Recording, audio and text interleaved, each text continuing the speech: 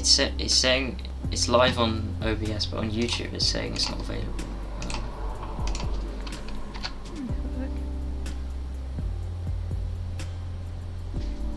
It's showing it live on YouTube. I can see. Are we live now? Okay, perfect. It's saying it's live on OBS, but on YouTube it's saying it's not.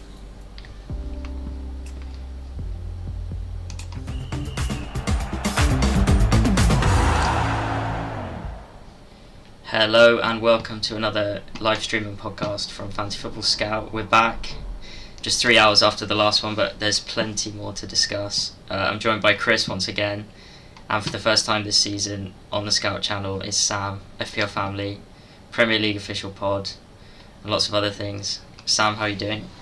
What an introduction. That's more than I get on Spaces. On the Spaces we do, Chris just goes, and Sam's here. Well, that stops all your fans turning up anyway. No, it's good. I'm really good today. It's what a day! Exciting day. Busy one. Yeah, so we've had 20 price reveals. We'll get through them, especially the new ones that we didn't cover on the previous show. But we'll kick off with the big news. And Sam, your reaction to Erling Haaland's price. The Fantasy Football Scout Twitter followers, 60% of them say it's too expensive. 30% of them say it's a perfect price. Me and Chris are in the latter camp. So how do you see it? I was hoping he was going to be 14. 14 and a half tops. Like, in my head, I was like, 14, I reckon if he's that, you'll probably be able to get a team that's got Salah and Palmer and all those other people that you'd want. And then when I saw he was 15, I was like, oh my goodness, that's going to be a challenge now, because you kind of think, I think you kind of look at it in one of two ways, don't you? Either go, I'm not having him then, and I've still got 100 million and I can spend it across the other players, or you just accept that you've basically got 15 million less to spend and you pick the other 14 based upon what you can afford. As the day's gone on and I've seen the other prices, I kind of think it's workable. I still think as Salah sticks, we've probably got the ability to have them both. I'm just intrigued by what Palmer's going to be, because that's the big one, I think, now that we don't have. Yeah, and Chris, you haven't changed your mind on Harland? You're still... I think it's great brilliant. Price. I think Harland is brilliant. Are we okay for levels? I just want to double check if everyone's okay in the chat. If you can let us know if you can hear us all, because someone alleged earlier that I was too quiet, which is the first. You were a little bit quiet earlier. Yeah, you were a little bit. Because you're sitting on a proper mic and I'm sitting on my. I will be going to my proper mic setup. It's an interesting home situation. Anyway, enough about my domestic situation. No, it's brilliant. I think the Harland is fantastic. It's the problem with last year was that everyone had Harland, and this year, not everyone's going to have Harland. That's why they've done it, right? So far, Yeah, that is good. Yeah, agreed. and that was the problem. I think because he dominated the game, and you felt you couldn't, even if you didn't really want him, you felt you couldn't go without him because the risk was too high. You get slammed, and I think that's needed to do. I would still have liked some of the prices were going to be a bit higher, but I like higher prices. You know me, Sam. When it comes to hotels or going out dinners, whatever, Business trips. Business trips. Yeah, it's the more the merrier with me. Just Mr. Generosity. But yeah, no, I think I'm really happy with it. It's not. I was delighted earlier. I've calmed down a little bit, but I was overjoyed and I was kind of flabbergasted. Yeah, I'm in agreement. I think it's great. What is perhaps less great, but we'll get over it, I'm sure, is Salah's price. Sam, what are your thoughts on that? Me and Chris both said it's a little bit too cheap compared to Harland. And the fact he's dropped, hasn't he? Was he 13? Well, okay, so No, I think 30. Yeah. I think for me, that's his lowest ever fantasy total in a fantasy season last year. So it would be weird for him to have his worst fantasy season and then him rise in price, I think. And I also think that it looks weird at the moment because there's a massive gap between Haaland and Salah, but we don't yet know what some of the other big players in the game are going to be. So, like we've already said, we haven't seen Palmer's price, we haven't seen Son's price, we haven't seen Saka's price. So all of these kind of Foden, KDB, like if suddenly these players all come in expensive, it's going to be really, really hard to own them alongside. So in my mind, actually, I quite like the Salah price. It makes him a nice pick. I think for managers who decide to go without Harlan, he's going to be their premium asset of choice. He's got a nice start as well to the season, so having him's going to feel important. Yeah. I really like the Salah price. I really like what they've done because they've, in my head, I was like, oh, Haaland, that's difficult. And then I saw Salah and I thought, there's a good opportunity here to not have Haaland and just have Salah instead. Yeah, I was. Yeah, I mean, our immediate reaction was that Saka and Palmer have got to be a bit more now. Because, Chris, you originally said you thought Saka should be about 9.5, and I was saying 10. And I think the Harland price pushed you towards Saka being 10 plus. Hopefully. Yeah, I think when I looked at it, well, looking at from sort of previous years, it looked like Saka had kind of gone up a little bit each time. I was looking at some finding it in front of me now. Yeah, Picasso. So he'd gone from 8 to 8.5 last year. So I said it'd probably be 9. I think having seen the prices now, I think it actually probably will be 9. But I think it probably should be higher than that.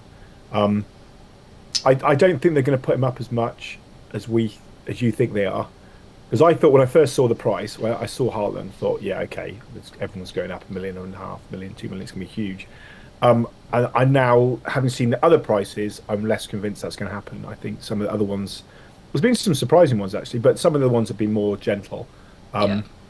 So, and a lot of people like that. A lot of people saying, don't totally wreck the game, don't go crazy with it.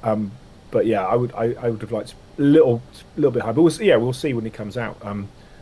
Yeah, you want 10, don't you? You want 10. We want 10. Yeah, I want to make it as hard as possible for everyone. But anyway, sorry, I should just clarify. The reason why I was laughing was because someone in the chat says Chris is like someone off the TV, and I don't know who he's thinking of, but it made me laugh anyway. I wish I knew who they were thinking of. Do you know who they're thinking of? Are you now kind of laughing between yourself? And No. I've not been in on. No. What does that sound like? But I really wish you did. Is it like George Clooney maybe, or is it like someone? It's not Eamon Holmes, is it? I don't want to be Eamon Holmes. I don't know.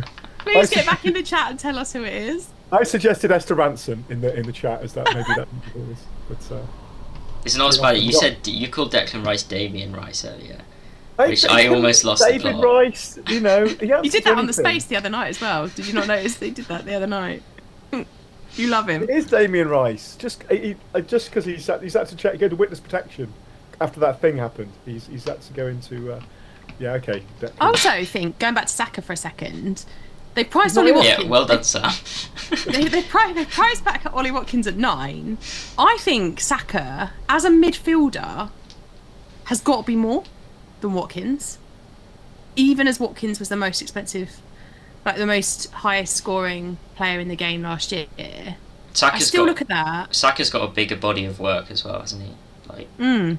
A bigger body of work. Well, Saka's had two 200 points, hasn't he? It's like a point. And you look at, we've had Jarrod Bowen, obviously, this afternoon as well. I've not seen it. I've been working. I did my stream all morning. I haven't seen these prices yet. We'll get on to them. Don't worry about that. But their price point, I think, means that they're not just 1.5 million cheaper than Saka. Saka's going to be, I think he's got to be 10, hasn't he? Yeah, you would think so. Well, Chris doesn't, but no, I wouldn't think it was wrong if he was 10. And off the Harland initial price, I would have said probably about 10. But the prices afterwards make me think it won't go up as much. I think generally, historically, the fluctuations have been quite small. They've only done it 500,000 or 1 million. They haven't really gone big leaps.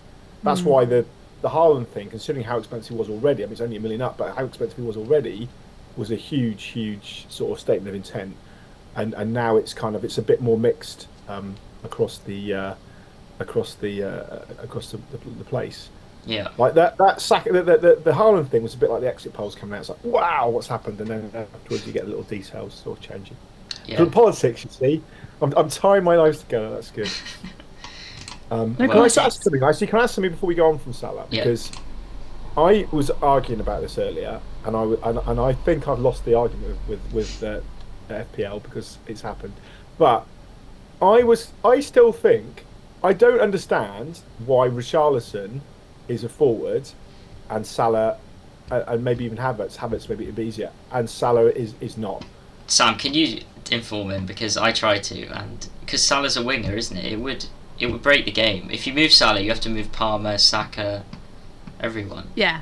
So I think there's a major difference between being a forward and a midfielder and a winger. So the wingers traditionally sit in the midfielder category in FPL, Yeah. and partly that's because of the way that the team structure is, because you can have 5 midfielders, so it would enable you to still be able to pick the Salahs and the Palmers and Son.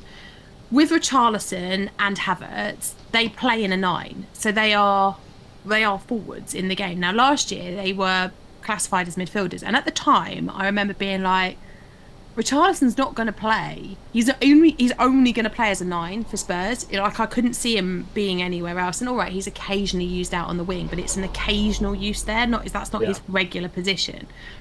And Tom's right. If you move, in my opinion, now having seen Salah's price as well, and that he stayed as a midfielder, I can't see them moving anyone else, because if Salah had moved to forward, they'd have to move Son. They'd have to move Palmer.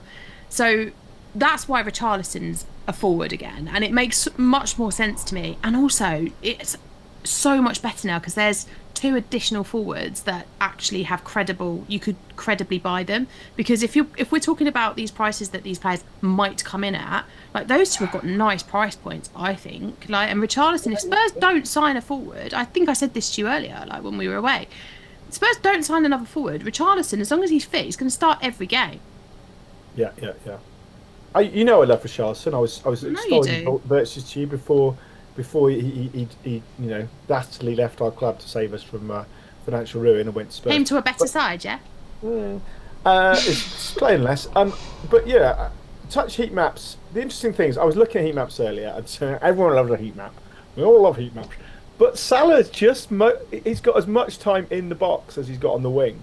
His touches, he plays much more on the right. He's every bit as the right-hand forward as he is a right winger. Son is his heat map, ironically, even though he played up front more, and that's an interesting question as well. He was just his heat map was much more down the flank, and occasionally here and there. Richarlison's all over the place. He's not played enough. I think it's probably a data problem there for Richarlison to really get a good heat map. But he is, yeah. Just where Salah ends up on the pitch, to me, more often is he will be coming.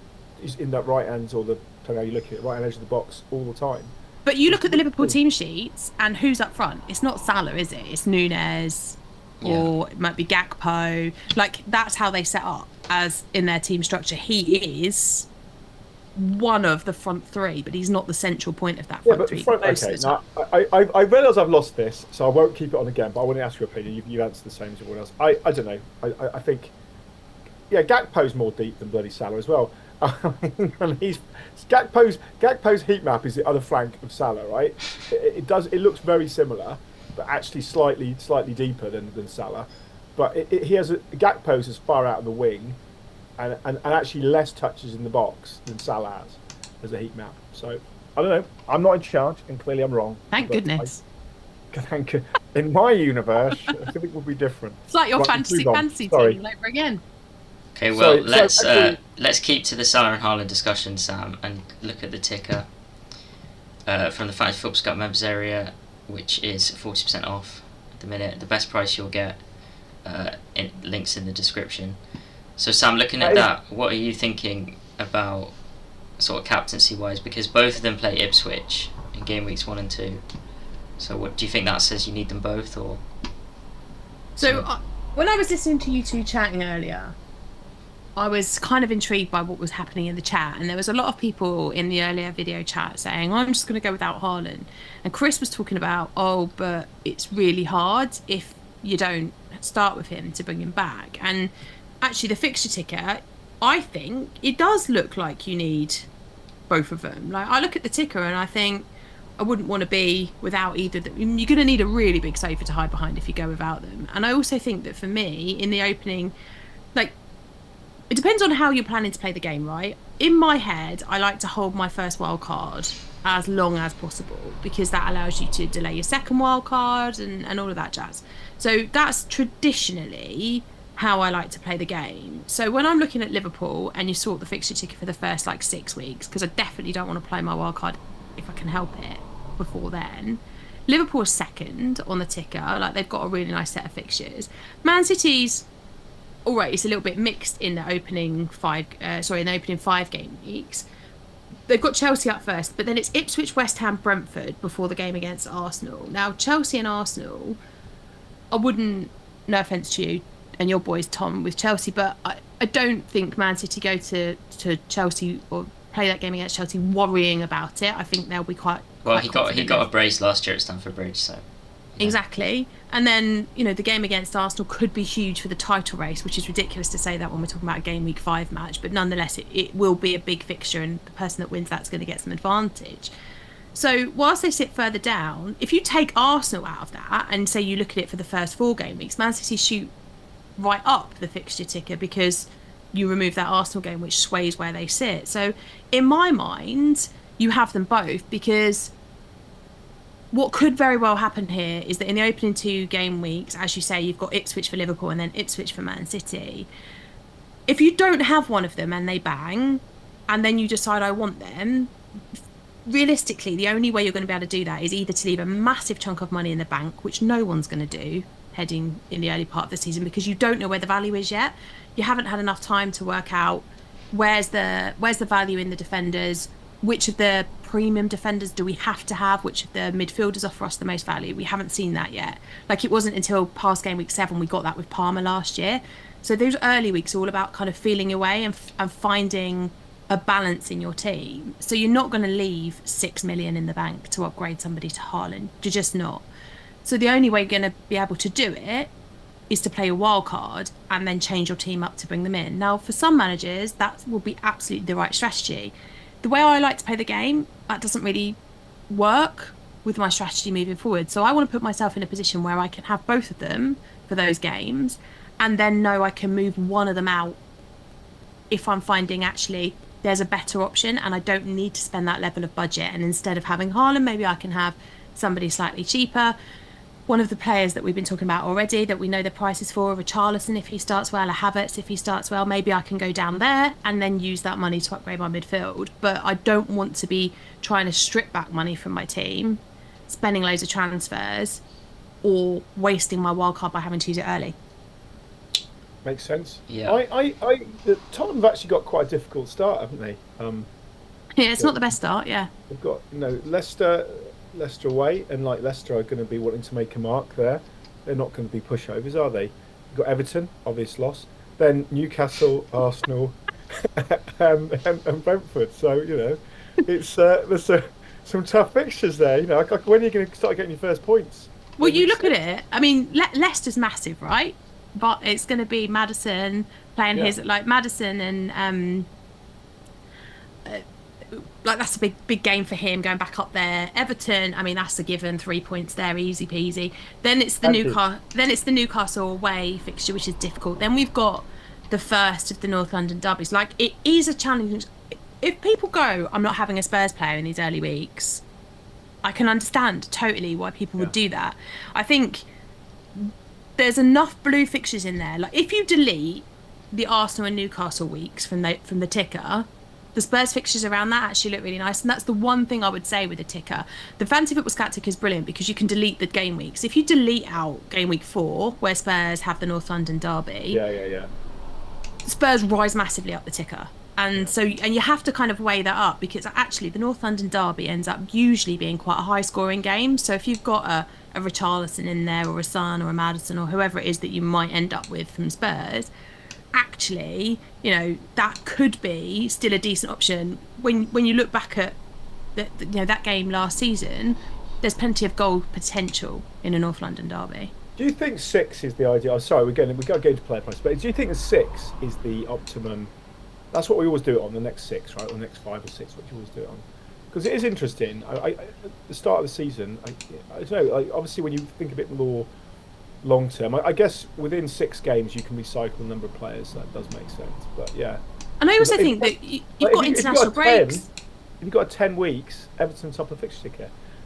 Yeah, Same. but in reality, Chris, I've got to like take the picture I can. from Everton, like so Brighton, Spurs, Bournemouth, Villa, Leicester Yeah. in the first five. Then it's Palace, Newcastle, Ipswich, Fulham. Like it's after that Newcastle game that I think things start Ipswich, getting Fulham, interesting. Southampton. Yeah, yeah, exactly. Yeah, that's when things start getting interesting. And so, Yeah. like, this is why I like to work in roughly 6 game No, week it makes periods, because I think that that gives you enough flexibility to kind of look at it. But I do often take in the traditional big six teams, I often take the very red fixtures with a bit of a pinch of salt because you never really know how those games are going to play out. Like that Arsenal Aston Villa game in game week 2, Yeah. it would not put me off investing in Aston Villa because the fixtures are really nice Yeah, across yeah. the rest of it.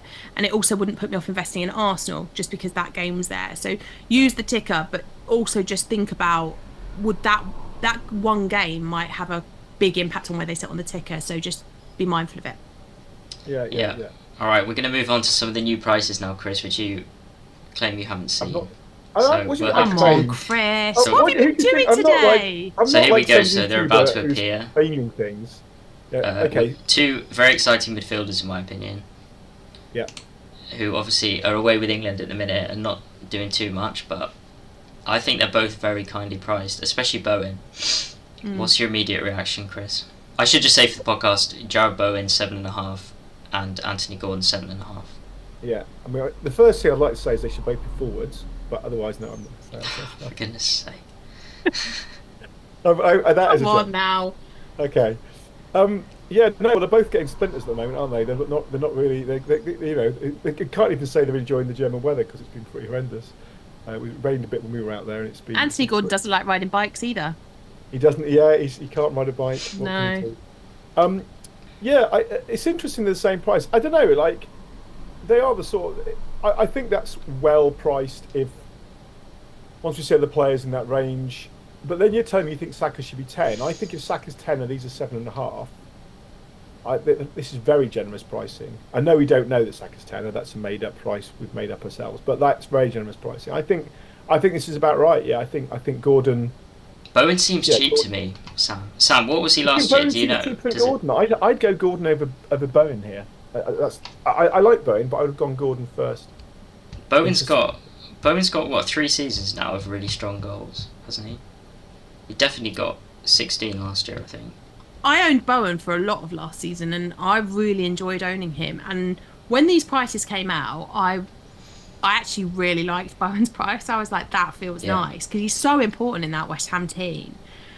I'm kind of intrigued by West Ham as well. Like for me, Bowen wouldn't be a buy for game week 1, but that's not really about Bowen. It's about the fact that I know he's not played a lot of football, but he's been away on international duty with England for all of this time. So he's missed out on a lot of the early season training, and he's going to obviously have a break after England win the Euros on Sunday. And so from my view, but that will be quite nice for us because we will have the opportunity to watch West Ham for a couple of weeks, see how they start, particularly when you look at their opening fixtures like Aston Villa, Crystal Palace, Man City. That's challenging to start the season.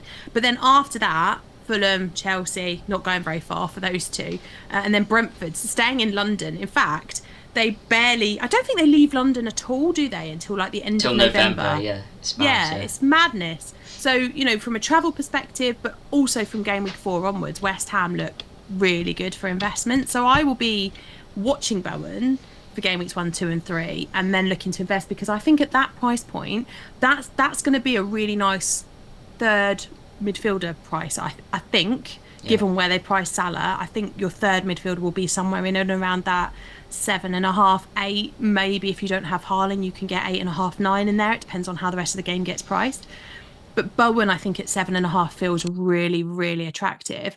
I like Anthony Gordon's price because he was phenomenal last season, and had Cole Palmer not existed, Anthony Gordon would have got all the plaudits that Cole Palmer got. It's just that Cole Palmer was so unbelievable. Just got to disappear for a second. Be back in a second. Sorry, apologies. He was so unbelievably good that he was a bit overshadowed, I think, by what Cole Palmer did. So I mean, his home record was incredible, wasn't it? It was, yeah. And let's see. I mean, I'm kind of intrigued by Newcastle as well, because last season obviously they had Champions League football to contend with, and that had an impact on how they played, their fitness levels, their tiredness levels, and all of that stuff. Plus, they had a lot of injuries last season. Going into this one, you would hope that everybody is fully fit and available, and they haven't got any other. Bit like Spurs at the early part of last season, right? When Spurs started really, really well. When you don't have anything else to be doing other than playing your match at the weekend, that should give you an advantage in the Premier League. So, Gordon, I really want to know what Isak is, because that will that will be how I judge this price. Isak's price will tell us quite a lot about whether they've priced Gordon right or not. Yeah, that's a fair point. Price is right. Sorry, I've just come up some stairs. Oh. You all right?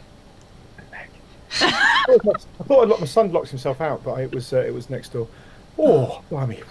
All right. Well, if we think those two are well priced, I think the next player might even. Can I just say? Sorry. I would go Gordon. I think. I know Gordon did outscored Stone last year. I think I was just double checking that, and I just think he's now become a fixture. You know, in the Newcastle side, I like Bowen. I get why you like him. Obviously, it's a new Did you talk about the new manager, and what he's likely to do at all? That's a good point. Yeah. No, not yet. We haven't. Go on. I don't know. I don't know that. I'm giving such. No, I thought you were going to give some real insight then. No, I wasn't. Well, what he usually does is he plays Welsh players. No, he plays Welsh backs player. Bowen is a Welsh player, but he's English, obviously. But yeah, no, I don't know. I find Gordon's more exciting asset. The fact that I guess Bowen has pretty much started the same price as last year, right? He was 7 last season. He started the season at 7. Gordon was like 5.5 at the start of last. That's incredible, isn't it? So he's gone up. He's gone up 2. That is a big jump. But you have to do that.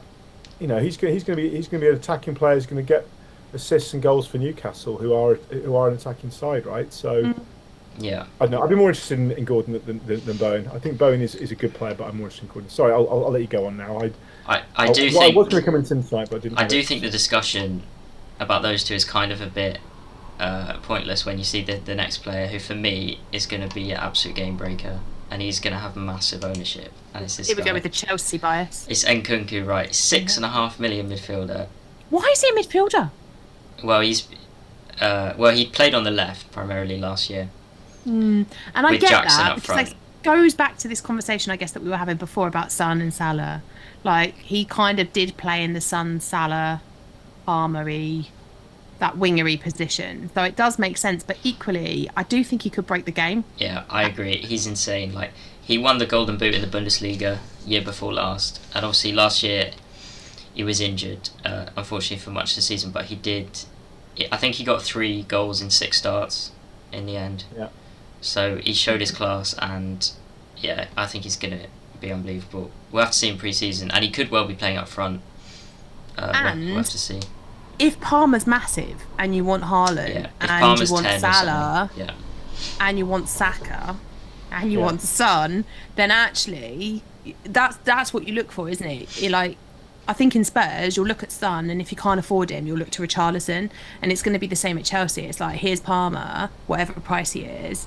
Oh, I can't afford that. Well, I'll get Nkunku instead. Like, it feels like those are going to be the decisions that FPL managers have to make. It's like, where's my favourite expensive player, and who's the best of the cheaper players in that team as well, so that I can invest there. And when I saw Nkunku, I was like, I think I'll have him. Yeah, like, he felt like a straight in my team. I can't believe it. Why has he gone down $1 million, Tom? I mean, obviously he was injured, so. Well, he just didn't play. He must have fallen off the radar. Like, but he was 7.5 when he came in the game as a non yet proven in the Premier League player. Yeah. And now he's dropped right down and obviously changed position, which is. I just think with the way that the season went for him, with the injuries that he had, with the way that Chelsea performed generally last season, Palmer aside. 3rd since Christmas, is it?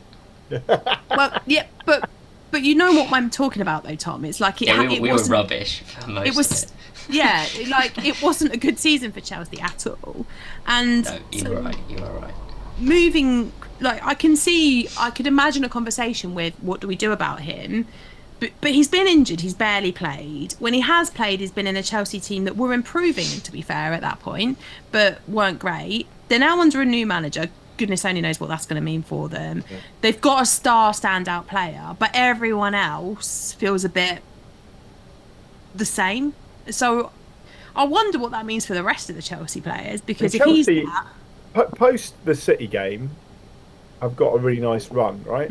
Yeah. So I probably saw you discussing that already, I don't know, but yeah, got Wolves away, Palace, Bournemouth away, West Ham away, Brighton at home. Those are all games that they're going to go into expecting to win. No disrespect to the teams, but or at least having a good run at it. City, don't know, we'll see. But like, that is a heck of a run to get. So are you already thinking attacking that with a couple of assets? Yeah, if he scores in pre-season, he's in my team without a doubt. Like, it will take one goal in an American friendly against Wrexham, and he'll be in. Oh gosh, the Chelsea fans come out. And his celebration is the best in the league, so that's a bonus. His balloon when he has his balloon. Reason. You get extra fantasy points for that afterwards. The main reason the only reason I wouldn't pick Palmer's going to be so expensive for me not to want to pick him. How expensive till you don't pick him? No. 9, we pick him. At 9? Yeah. 9.5. How is this going to go? I don't know. What happens after? Keep going. I'm going to keep going until you say stop. I think 9.5. I take it at 9.5. Would you buy him at 10? Yeah. 10.5? So far today, Chris has locked in Harland, Salah, Palmer, Saka, Pickford, and a couple more. Pickford's a lot for everybody. Pickford's a new Harland. He's a lot for everyone. No, you can't have Pickford now, I don't think. I don't think you can have him. You can't tell me who I can't have. I mean, you can't have that team you've just said. But, so, all right. So, Cole Palmer hits 10.5 and you're not having him? No, I didn't. That's when I was wavering. 11? 11 is fine. 10.5. I just don't like 10.5. It's weird. Yeah, but he's not going to be 11, is he? The maximum is going to be at 10. Absolute maximum. I don't think he's going to be that expensive. Yeah, I suspect 10, 10.5. He's had one good season. I don't think he's going to be that expensive. Make him level with Salah. What does he start at? 5.5? He was 5 last year. 5 million. Yeah, but he was They're not going to priced. double his price over. But he was priced as a Man City player that wasn't going to play. Yeah. If he was a Chelsea player in pre-season, when the game launched, no. Yeah. No, if he wouldn't. Well, Madueke was 5.5, so he might have been 6 or something. I think he'd have been. I think he probably would have been 6. We didn't know he was on penalties though. We did not know that. That was a surprise. We didn't know how good he was either. Yeah. No, we didn't know his touch wood for the final. Touch wood. I reckon, having seen the prices, I reckon he'd probably be about 8.5. I think that's what. I think that's way too. I think you're mad. Yeah, I think you're mad.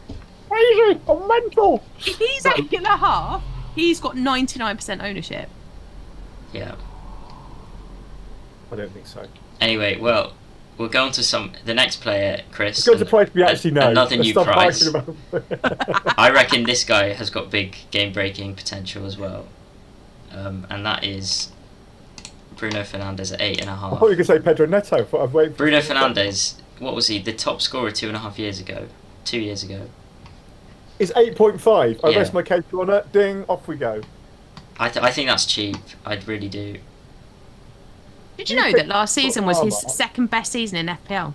Who, Bruno? I thought, yeah. That was his second best season, and he was terrible, I thought. He was the one, but no, United were terrible, and he was the one that was kind of keeping it going. What did he do? Do you have the numbers? He got 10 goals and 9 assists last season. I don't have his actual end of. I mean, he's got the quality to make a mockery at this price. He got 166 points. There you go. Wasn't his best ever. His best season was second best. It was his second best. Oh no, actually, that's not true because in 2021 he got 244 points, so it's miles off his best season. Third best. It's fine. Do you not think he's got potential at 8.5? I think he has. I think he's a good pick. I mean, the thing is, if you're going for United, it depends how much you fancy United, right? I mean, like last year they won. It's a bit like watching England, right? They were unconvincing and they managed to get through to win a trophy. So, but that doesn't necessarily get rewarded in fantasy terms. So it keeps Ten Hag in a job, but it doesn't necessarily win you fantasy prize. It does depend what goes in around him. I mean, everyone's going about how Rashford's going to be cheaper. because he's underperformed. And I'm going on about how Rashford's underperformed and why I wouldn't want Rashford in my side. Rashford's going to have to completely volte-face. He's got the same manager, the same players around him, maybe a few additions. What's going to change for Rashford? Is something going to make him a world beater again? Yeah, but you could say what changed last season when he went from world beater to being rubbish. Changed his manager, though, right? No, Ten Hag did 2 years. Did he? Okay. He scored 30 goals 2 seasons ago. All right, I don't know. He's got. I don't know. I feel like Bruno. I mean, United could have a good year, and he could But make. Bruno's consistent. Bruno's consistent. Bruno an 8.5. I think is when you start off with 15 and you come in at 8.5. That's very, very, very cheap. It feels to me.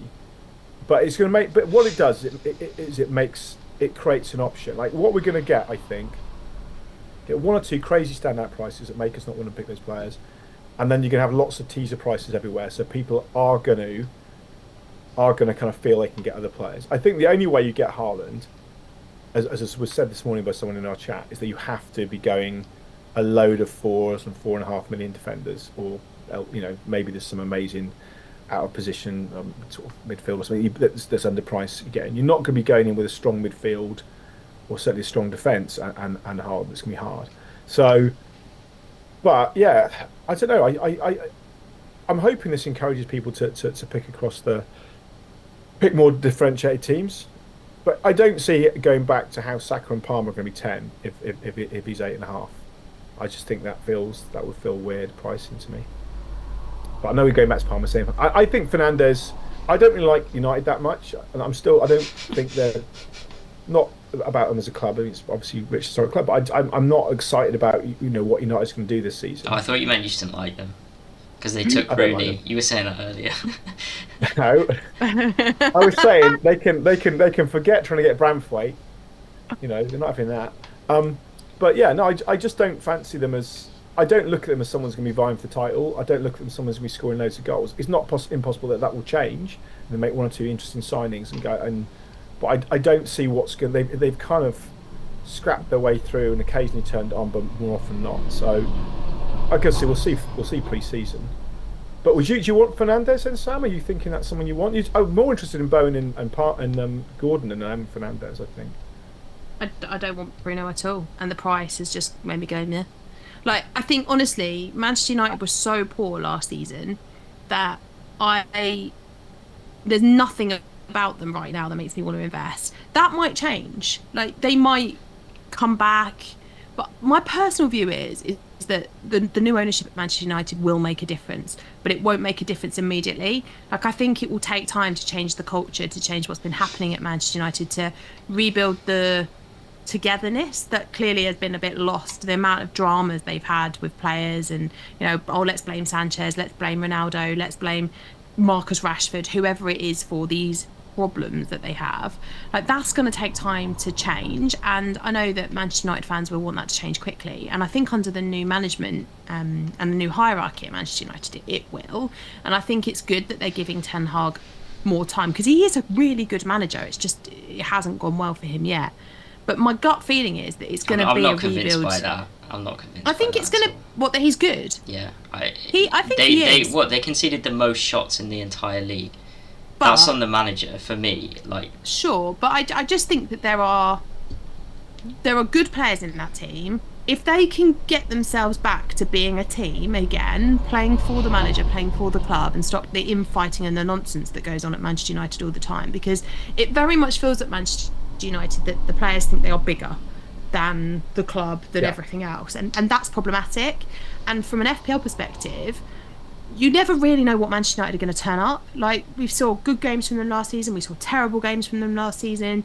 Rashford in and out of the team, Bruno stropping around. Like, I wouldn't be prepared to spend 8.5 million of my FPL pounds into the season on Bruno. I'd far rather spend 7.5 on Anthony Gordon or 7.5 on Jared Bowen than I would. I can save myself $1 million. And the good thing about Bruno is, if Manchester United do actually turn a corner this year and are the Manchester United that they should be, it's very easy to move $1 million around to get to Bruno. He's not going to be a difficult buy. Yeah, I agree. I Can I agree say with we've got that. a lot of chat? We've got a lot of chat in the chat. We're not referring to. Yeah, I was about to People bring up are, Mainu. There's a few people in the there's a lot chat. of chat just about Bruno. I've got Spanner saying that Bruno's a bit of a troll. Fair point. Ticks long, but maybe not worth 10 million. 8.5 makes more sense. That's fine. So Bruno locked in for Leonard Ikoko at 8.5. But yeah, Mainu, as you say, Tom, that basically Mainu is getting a bit of love here. Could be Although cheap. Could be like 5 million or Giuseppe, something. what you think could be 5 million? Could be. Mainu, yeah. He's I think England. He'll be a Euros final winner. Oh, don't get me started. But no, he's been brilliant for England, by the way. And if he takes that back to United, he the did thing is, he's not going to be. playing that same. Yeah, yeah. Yeah, but he's not going to be like a massive goal scorer. But if you're looking for, I suspect he will be cheap. And if you're looking for a cheap fifth Yeah. midfielder, he might actually be a decent pick. Well, it was 4.5 this year, but obviously unknown. He's going to be more than that. It's But going to go up. I reckon it'll be 5.5, maybe 6. But then the thing we mentioned 6. earlier is we obviously, if England do win this, and if they don't, the players that performed well at the Euros, I'd expect to be a little bit influenced. I mean, Fernandez, mind you, played pretty well, played okay, Portugal role. You'd expect some influence from that. But yeah, no, yeah, that's the problem, mainly. What they need, do you know what they need in FPL? No, we're not. We're not going there. I'm gonna take us to a different part. We're not gonna go to ball recoveries. Ball recovery. All right, Sam. I'm cool earlier. He started talking about ball recoveries. Like, stop talking about ball recoveries all the time. All right, we've still got some exciting. I thought you were going to let the cat out of the bag there, Sam. You didn't. Never will. No. All right, I can trust you with secrets. It's me you can't trust, isn't it? That's the problem. Correct. We've still got some exciting forwards, Chris. Some new prices, but first of all we're gonna throw to Sam to tell us about the new Fans Football Scout app that she and others have been working very hard on. So take it away, Sam. It does feel like this has been an ongoing project for the last few years, but we are finally in a really good place with the app. So the app is coming soon, very, very soon. So if you aren't already a Scout member, now is the time to sort your membership out. The app will work parts of it if you aren't a Fantasy Football Scout member, but some of it obviously is locked down for our members. So if you want to get the very best out of the app, then now is the time to go over and join Scout, particularly as Tom mentioned earlier, as it's 40% off.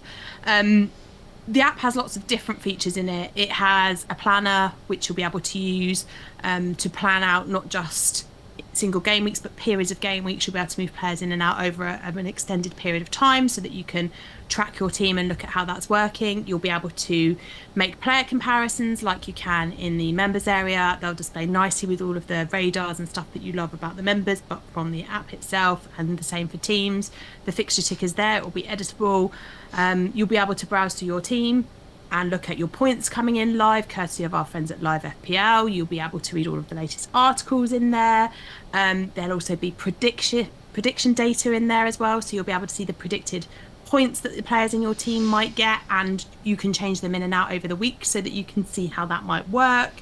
It is very exciting. It looks so good. Like, the guy that's been working on it for us has done a phenomenal job. I'm so happy with it. So fingers crossed you'll all love it as well. But to make sure you get the most out of it, do sign up as a Fantasy Football Scout member. It's good, and it's we've got a few new features going in there. We've actually got quite a nice little forward features list of stuff we're planning, which will come in across the season as well. So we are back after a little bit of a hiatus. I did actually tell Sam to make the app a couple of years ago, but finally.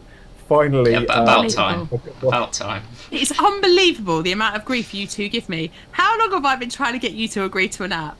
Finally, you agree to it, and 6 months later, we have an app. Well, let's see what it's like. But it will. Let's see what it's like. It's epic. I've seen it. Looks nice. But yeah, we need the. It will go live slightly after the game because we need the game to do a couple of final. We need some data. It all feeds in. Because we don't have live. Because I'm eating. That's very rude of me, isn't it? I'm used to being on spaces where no one can see you, but I've actually put trousers on today as well. It's ridiculous. You can't. It's not that sort of show.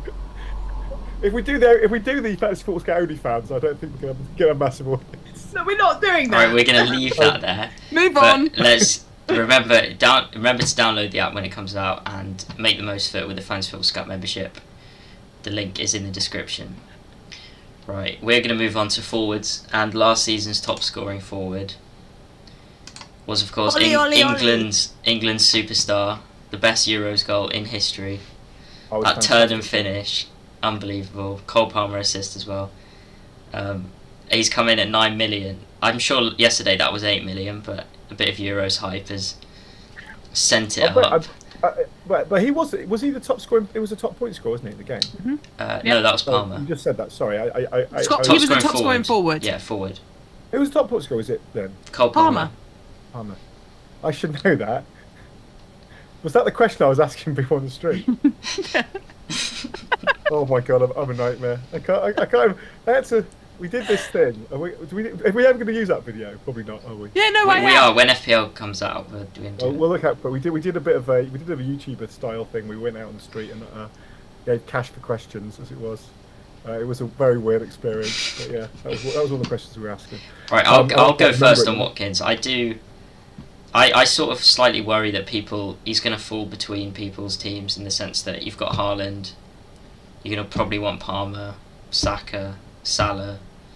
Not that you can have all four, but I think he might sort of be the 5th or 6th premium player, if that makes sense. Especially as we're going to come on to the fact that Tony and Mateta are a little bit cheaper. Do you agree with that, Sam or Chris? Yeah, right. Let me come in because Sam's been more informed. I'll give the uninformed opinion. I think the thing is, what this does is, I think this isn't either or. I think this is you've decided not to go Harland, you go Watkins, not because it's like an absolute like for like, but that's you want because you can be looking at the forwards you talked about, and also people like Havertz and maybe Richarlison and whatever. So this is probably your kind of heavyweight forwards. Do we think Villa are going to, Villa over? I thought they played really well. I mean, Emery did a great job. They've lost Douglas Luiz, which is a big deal, in my opinion. Watkins on pens? Yeah. He doesn't like them, though, does he? He says he's not very good. Well, he might not have a choice. You saw them up close and personal a couple of times, because we obviously work with Villa. We provide some fantasy football content. I went to watch them live twice this season, yeah. And you went to watch them live twice this season. You were their lucky charm. I was. Didn't go far. But so what do you think then, as a Villa expert? He's not going to be in your team, though, is he, Sam? If you've got Harland and Salah, how are you fitting him in? I won't have Bruno. Yeah, and you say you want Palmer and Salah. I don't know. I think he's going to be. Point, I think he's going to be a differential. I do. I think that's the point with what I actually thought he'd be more expensive than this. In my head, Watkins was going to be 9.5. Yeah. Because he was so phenomenally good last season. No penalties. That level of returns in an Aston Villa team that are forward-thinking, attacking, play fantastic football, look for him at all times, goal threat from both goals and assists. So it's not just he's in the box and he'll poach it, regularly returning in the bonus points, just really nice underlying stats. I love Ollie Watkins. I think he is one of those players that I don't have him... And as you say, he might be on penalties. That's a good point. Yeah. I actually didn't think of that.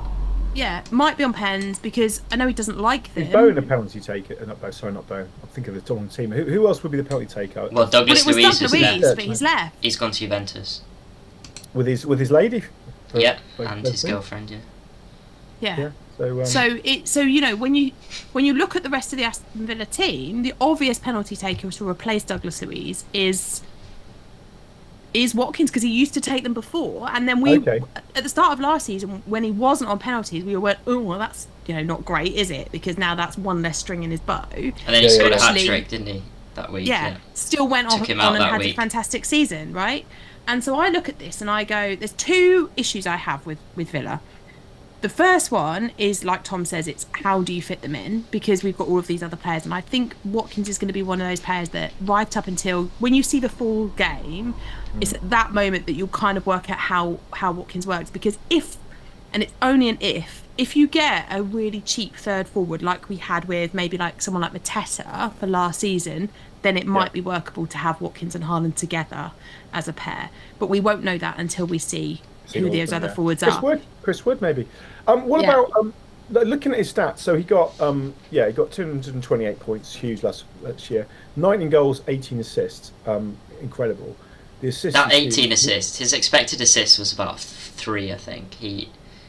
I would expect that to come down a bit, probably. Yeah, previous seasons he had 15 goals, 8 assists, 11 goals, 3 assists, 49. Obviously different stats, everything. But yeah, I mean, he's already scored goals in double figures the last 4 seasons. assists 18 is a lot. So yeah, that the XA, yeah, that's something that could come down a little bit. But yeah, once you add penalties into that, then that's a no-brainer. If he is gonna, yeah, we'll obviously update that in our set piece taking tool. That was just remarkably similar to Premier League. But he would sorry, I just gotta stop. Oh, we get thrown off. We get thrown off. Stop it. Anyway, forget what I just said. So no, what I'm saying is, with pens, I think for me it's a no-brainer, and I think the start of their season, it looks nice. Admittedly, there's a lot of things that look blue at the moment because this tick will get updated as we go and we see how teams are set up. But it looks nice. Arsenal aside, which is a game they could still get something, or Ollie could still get something out of. Mm-hmm. It's a good starting side. I was looking for my ticker. The other thing about Villa is that we know that they can maintain this in the Premier League when they're playing European football, because they did that last season, playing Thursday, Sunday. So the fact that they're now playing Champions League football, bit of a step up though, isn't it? I think. Yeah, of course it is, but I still think the fact that they're used to playing twice a week anyway, and they played twice a week all season pretty much because they stayed in until the bitter end. In fact, they only went out when I stopped going to watch them. Notice, so it was me being lucky. Is that your message out to the Aston Villa sort of? But I don't. Yeah. They're trying to sell Duran, aren't they? So you'd probably want to see them bring in a second option for Watkins to rotate in Europe. I would have thought. So who's going to replace Louise then? Is that been discussed, or they signed the winger from Juventus, but obviously that doesn't replace him. But they did like a swap deal. Yeah. With the young English winger who I can't name, but he used to play for Chelsea. They'll end up bringing someone in, like Villa. They'll re-sign somebody, I'm sure. Yeah. Well, you did a weird deal, didn't you? You two. What, with us, with Everton? You mean? No, you never do deals. But aren't Chelsea and Aston Villa in conversations about a deal at the minute? Didn't I read that? We sold them Ian Matson and we bought. That's right. Omari Kellyman, this young kid. Weird deal. It's a legitimate transfer. Yeah, it's all sorts of PSR, selling your own training ground just rubbish. Before the end of June. Yeah. Because they took Dobbin from us, I think. Is that right? And we took Chumeni or someone from they took someone from their midfielders. Chumeni, the France guy. That'd be a good sign. I mean, that would be epic. That would be a great. If you signed him, that would be epic for you. You can't let it go. You can't just let it go. I obviously don't know. I've got to remember what goes. You want Upamecano as well? Mbappe. Sean Dyche and Mbappe. There was a rumour that Sean Dyche was going to attract Mbappe to Goodison Park. Well, he's gone. So he's one gone last year at Goodison Park before you move. It's going to be great. It's going to be great. I'm going to go up there. There's got some, as long as I've we never stay been up. to Goodison Park. Maybe I'll come with you. You should come with me. Yeah, I've not been to the new Spurs. Still waiting for the invite. Well, we'll go on a swap deal. We'll do a swap deal. Fair enough. Right. I quite enjoyed that. You're both a bit more high on Watkins than I am. Let's see if the next. You don't want him. Well, I just think he's going to slip through the cracks. I think he's going to... And especially, let's see the next few prices, because I think... You're going to regret that. Yeah. Maybe that'll temper your expectation a bit. Or it's Urugbunham. Tim Urugbunham. So I knew it was a long... Yeah. It's not at all Chimeni. I don't know where that came in my head. Sorry, apologies. So for the podcast listeners, the next two prices are Ivan Toney at 7.5 and Mateta at 7.5. So obviously that's 1.5 million cheaper than Watkins. That is more expensive than Richarlison and slightly cheaper than Havertz. We'll start with Mateta because part of me thinks he definitely overperformed. So we'll have to see if... Well, he had a golden month or two, didn't he? He was a legend.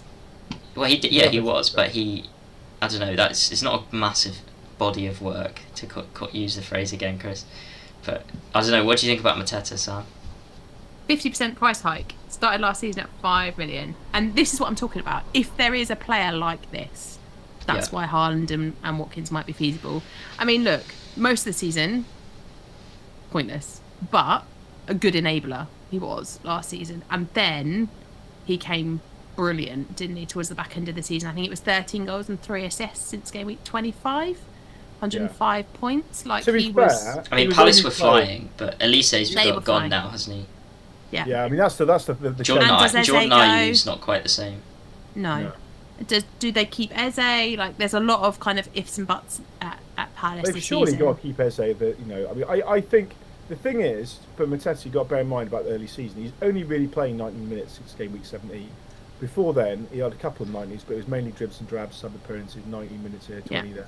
So, I don't think he should be any more expensive than Richarlison, in my opinion. If they'd have put Mateta and Richarlison at the same price point, I think that would have been fair. We've got a question in the chat, is he on pens? The answer to that is no. Eze was on pens, Takes wasn't he? pens. Yeah. So Eze's price would be interesting. Can you see him being more than 7? If Gordon's 7.5, yeah? Yeah, I think he's got... Well, you'd have to put him with Gordon, wouldn't you? Gordon, Bowen and Eze would be about the same for me. Yeah. Yeah, probably, yeah. Yeah. And then what about Ivan Toney? I like the Toney price. Yeah. Well, the Toney price I think is brilliant because it could be I massive, like it. Yeah. I like it at Brentford. If he moves... He's at Arsenal. I can't see him going anywhere. I don't think there's any Prem team that will buy him. Personally. Spurs would. Spurs would definitely. Spurs need a target man. Like Son, brilliant. He's exactly what we need. He's not a Kane replacement, Son, is he? You know, Son alongside someone like Toney. You know. He's exactly what we need, I think. I mean, yeah, if he moves clubs, he could. That's game breaker potential there. If he's at the head of Ange Ball, he would absolutely smash it, I think. Chances. And obviously he's had a reduction in his price because missed the majority of last season through his suspension. But actually, the season before he had a great season, didn't he? And was really good. And had he not been suspended for all of last season or a lot of last season, I think we would have seen. I think that conversation would have been quite different because I think he'd have either held or probably gone up in price had he been available. So I like this as the Brentford striker, but if he moves and he ends up somewhere like at Spurs, I just think that everybody goes there. Yeah, or Arsenal, either of them. I think everyone then goes there. Yeah. Yeah, that's one to watch for sure. The problem with Brentford from a fixture perspective is they've got Palace at home, Liverpool away, Southampton at home. Now Palace and Southampton maybe getting something. City, although Brentford done okay against Liverpool, to be fair, but City away and then Tottenham away and West Ham at home. So like you've got away to Spurs, City, and Liverpool in the first 6. It's a tough start. Sorry, which one was that, Chris? Sorry, I was. Brentford. Brentford, yeah, that's a very tough start. Yeah. I mean, good side though. I mean, like I just to a little bit away from prices. I think Brentford don't really get the respect that they deserve.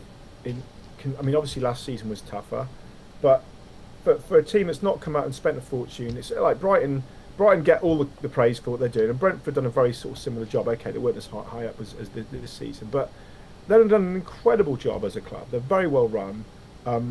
They've managed to survive with less, losing the players like Toney. I mean, like if you lose it, it's so hard to get like a striker target. Rico Henry was injured all season as well. Yeah, I think and at times he had Mbeumo out as well. David Raya left.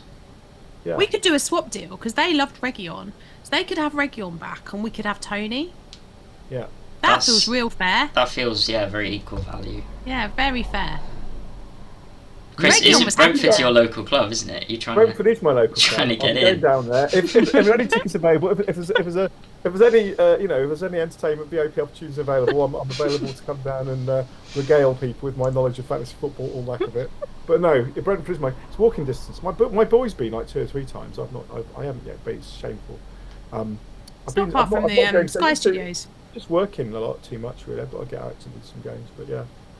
But no, it's a really lovely club as well. They do a lot with kind of community and a lot of things for kids. If they keep Toney, would you tipping them for a big season? Top 10? I think they could easily get top 10. I mean, 16th last year. Yeah, but they didn't have Toney for most of the season, and then they lost Mbeumo for a lot of it. He was injured. Rico, right? There was it dropped away a little bit. I mean, I guess they were helped by Raya. Points deductions elsewhere. Raya going as well. I piled into Flecken last year and wasn't the Raya, was it? I mean, not a bad keeper or anything, but it wasn't kind of Raya. Is the Raya deal done now? He's gone to Arsenal now. Yeah. It was weird. I always think it's weird when you go your mate, like a lead player goes on loan for a year. It's like, just buy him. I don't understand why you can let that happen. Yeah. But yeah. No, I think like you say, he goes to another club. that's going to get even more chances from him, and he's the sort of player you definitely bet on. I think. Sorry, I can't help it. I just can't help it. I can't help it. It's there in my head. I can't help it. But no, I would. He doesn't. I did like his pen as well when he with the old no look. That was great.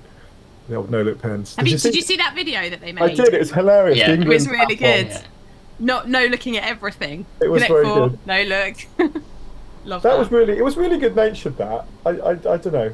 There's a good feel around the camp, isn't there?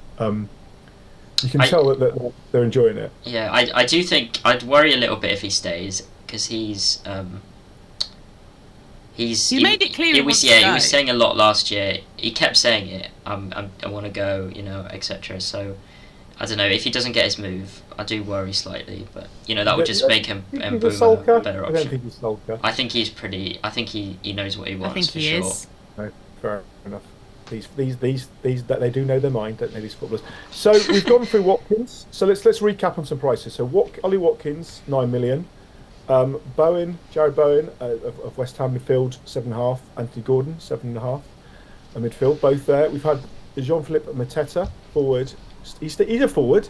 Sorry, for Crystal Palace at 7.5, and Ivan Toney at 7.5 for Brentford. Bruno Fernandes midfield, 8.5 for United.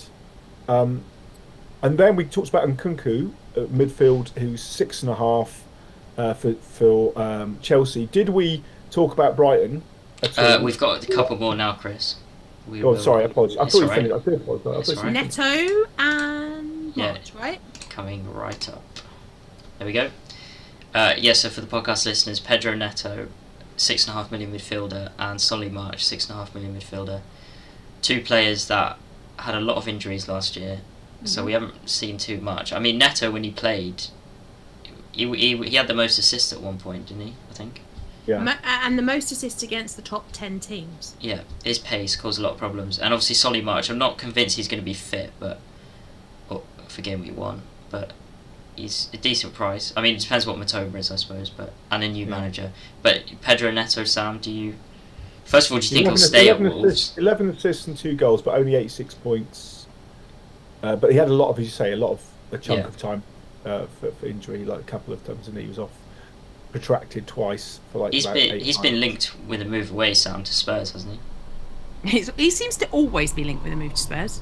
I don't know why, but every year I feel like we're linked. He only had 18 starts. That's interesting. So 18 starts, and yeah. So he was quite highly owned, to be fair. For when he was he had a run. He had a run where he got an assist every week for a good couple of months. Yeah, I think for me, Wolves are they're a really funny team, and they're a team that I normally quite like to invest in. Like back in the days, it was like you'd have Jimenez, wouldn't you, or you'd have Neto at 6.5.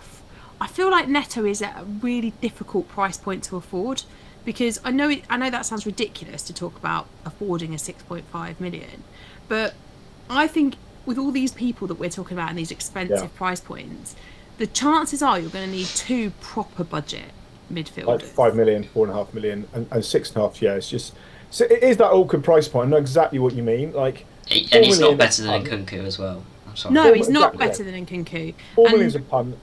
8 or 9 million, you've really got to believe in to get them. 5.5 in midfield is your enabler, but 6.5 is it's just that slightly wrong. It always seems to be just too much, right? You've always got somewhere better you can spend that million and a half, right? Than that. And I kind of can't work out what Wolves are at the moment. Like selling Kilman to me was a weird move. Like I was like, oh, that feels odd. Like they didn't really ever kind of. I don't know. I was never that attracted to them in FPL last season, which is unusual because normally I like the way that Wolves play, but I can't see me having. If I'm having a 6.5, it's in Nkunku, and I don't think you're going to have 2 6.5 midfielders. I think that's going to be too much unless you're going Harland and Salah-less. I just can't see it, because even if you do go without those 2, that means you're going to be able to afford all those other guys that we haven't got the prices for probably, so you're not then going to spend 2 midfield slots on 6.5 millions. So I mean he's going to be a fixtures pick, isn't he? Like Yeah, for sure. the potential Might double. be an in here and there, yeah. Yeah. Or if Nkunku gets injured again, then it might be that you look Yeah. across at Neto. Probably. Does Nkunku have a bad injury record beforehand, or was it just Slightly? Yeah, like... he's quite injury prone.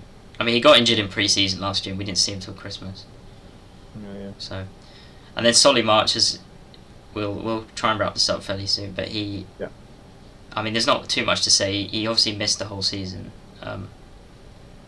But yeah. Well, almost got three goals and an assist in 7 matches. Did he get another goal? Was that last season or 2 seasons ago? I don't know. 3 goals, 1 assist, and then got injured. Not the ghost goal though. The goal that he scored that wasn't given. You remember that? No. I mean, he's basically stayed the same price, right? He's not moved. Because it was between March, Matoma, and was it João Gross? Pedro. Oh, Gross João as well. Yeah. Yeah, they were all around the same. Because he was getting forward for a bit, and it was trying to find that right. That I had in Seaside. I had a fair few different. He was also a De Zerbi favourite, wasn't he? And De Zerbi's gone. De Zerbi sort of made him into the player that he was, didn't he? So it's hard to sort of say if he's going to keep his place or. Also, Brighton's fixtures, they're dreadful. Like, so obviously they've got really nice fixtures to start against Everton, but after that, it's Manchester United, Arsenal. Then there's a nice game against Ipswich. There's Forest, Chelsea, Spurs, Newcastle, Wolves, Liverpool, Man City. Yeah.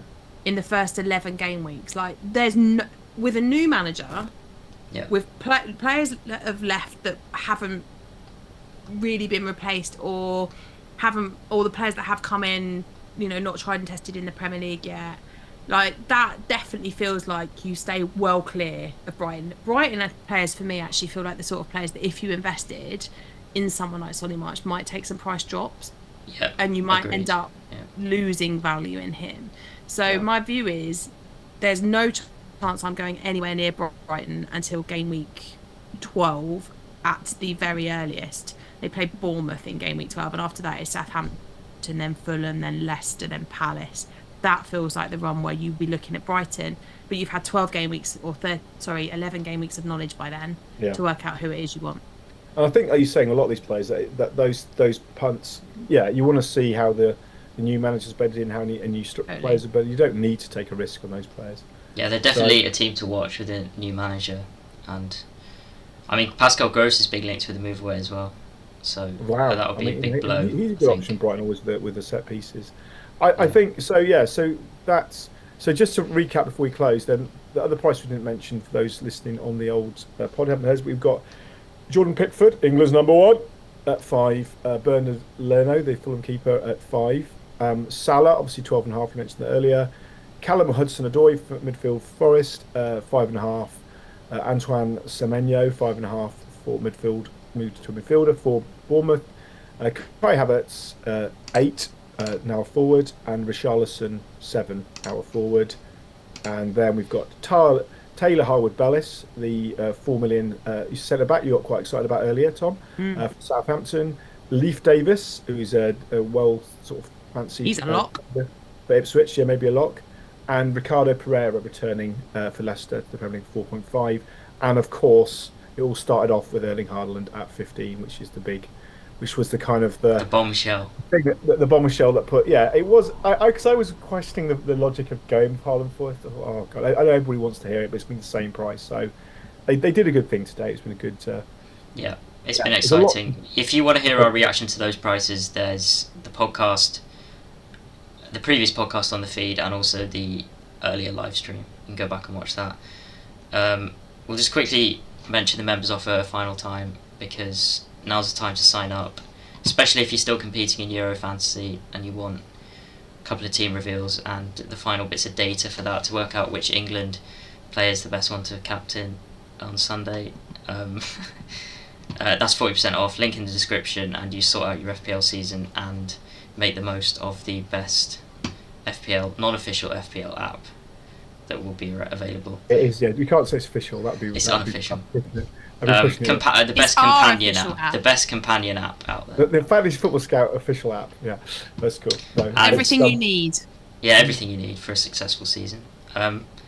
So please like the video, subscribe, because there's going to be a lot more content. We're going to have more reaction tomorrow if there's more price. Well, they've said there's going to be more. They've said, yeah, they've tweeted and said there's going to be more prices over the next few days. So cool. So we'll have reaction as soon as the prices Same are time up. We'll tomorrow, have yeah, reaction. we'll see. We're now a bit exhausted. I'm sure you are as well. We've got a lot to absorb. So have a lovely evening. Start picking your fantasy team. I've got 20 players in mine already, so I've got to thin the squad down already and work out how to fit them all in. But, yeah. And if you're listening on the podcast, give us a 5-star review if you enjoyed it. Turn on your downloads and subscribe to the feed. And we will see you again tomorrow. So thank you very much, Sam. Thanks, Tom. Thank you very much, Chris. Cheers, Tom.